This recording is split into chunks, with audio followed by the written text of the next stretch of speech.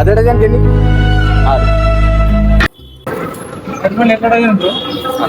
ఏమది? 100 రూపాయలు డజన్. తక్కువనే ఇగో తీసుకో, 100 రూపాయలు. ఏమైంది? ఎందుకు ఇయ్యద్దా? 20కి ఇస్తే ఇస్తా. నేను ఇస్తా ఆయనకి ఇస్తా, అద్దెకి ఇస్తా అంటే నేను ఇస్తా ఆయనకి ఇస్తా, అద్దెకి ఇస్తా అంటే